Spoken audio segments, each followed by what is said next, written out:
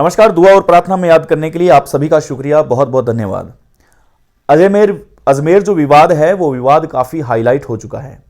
वहाँ की सच्चाई आपको अलग अलग भांति भांति रूप में सुन रही होगी, मिल रही होगी। भजनलाल सरकार ने हाल ही में एक फैसला लिया। होटल का नाम था खादिम, उस खादिम होटल का नाम बदल करके अजय मेरू कर दिया। ये एक बड़ा बदलाव था और ये एक चर्चा का विषय भी बना था। चौहान वंश कहा जाता है कि दिल्ली से लेकर के यूपी के कुछ हिस्सों में चौहान वंश का शासक और शासन हुआ करता था। अफगान शासक मोहम्मद गोरी 1192 में तराइन का दूसरा युद्ध हुआ था, तब पृथ्वीराज को हराया था। अब ये अलग बात कही जा रही है कि उस जो दरगाह है उस दरगाह के नीचे एक मंदिर भी है। चलिए हम आपको बताते हैं, कुछ हमने यहाँ पर पॉइंट्स तैयार किए हैं, वो पॉइंट्स आपके सामने हम रखते हैं। उससे पहले हम आपको बताते हैं कि भारत में किन किन विशेष मंदिरों को तोड़ा गया। हमारे पास ऐसे 10 मंदिर की लिस्ट है, जिसमें से हम 4 मंदिर आपको बताने जा रहे हैं। पहला मंदिर मार्तंड सूर्य मंदिर अनंतनाग कश्मीर के अंदर था, जो 8वीं शताब्दी मुस्लिम शासक सिकंदर ने तोड़ा था। पुरातत्व सर्वेक्षण विभाग के अनुसार ककोता समुदाय राजा ललितादित्य ने 725 से 61 ईस्वी में इसका निर्माण करवाया था, जिसको तोड़ दिया गया था।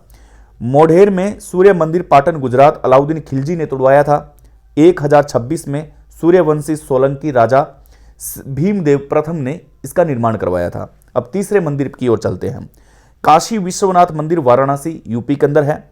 उसको 1194 में मोहम्मद गोरी ने लूटा और उसके बाद में इस मंदिर को तुड़वा दिया था, और डॉक्टर A.S. भट्ट की किताब दान हरावली में इसका जिक्र भी है।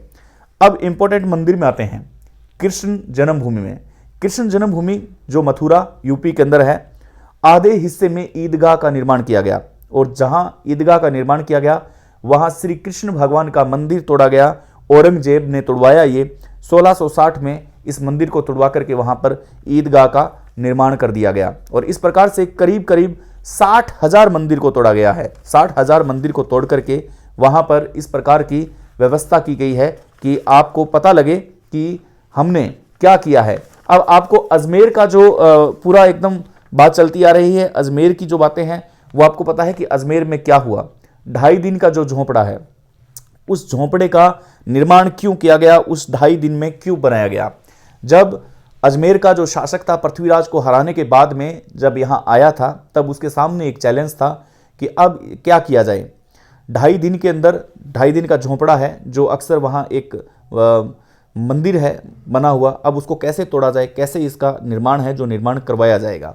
वहाँ पर अपने गुलामों को यह बताते हुए, अपनी इच्छा जाहिर करते हुए ये बताया था कि अब इस मंदिर को आप तोड़ें, और तोड़ करके जितना जल्दी है उतना जल्दी आप इसे बनाएं, अन्यथा यहाँ पर बहुत गलत हो सकता है और आपको एक गंभीर से गंभीर सज़ा दी जा सकती है। तब जो गुलाम था उसने वो मंदिर तोड़ करके 2.5 दिन के अंदर उस झोंपड़े का निर्माण कर दिया गया था, आपको पता है, आराम से।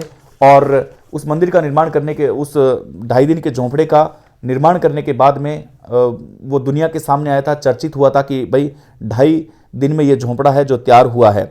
1192 में तराइन का दूसरा युद्ध हुआ था, उसके अंदर पृथ्वीराज को हरा दिया था।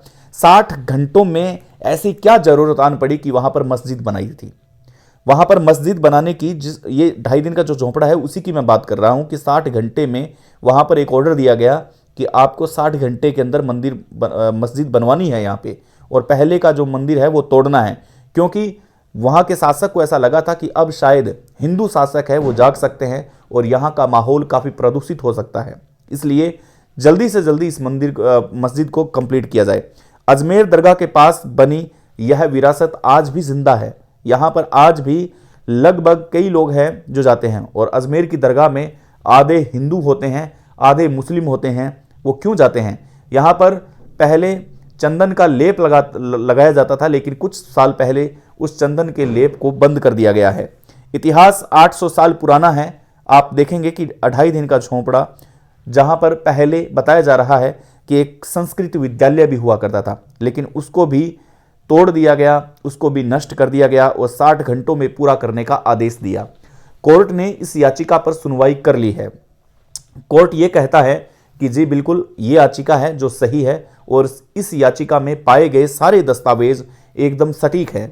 मुगल शासक के अंदर कितने युद्ध हुए हैं। उस युद्ध में जब पृथ्वीराज को हराया गया तब हिंदू शासक पूरी तरह से कमजोर हो चुके थे।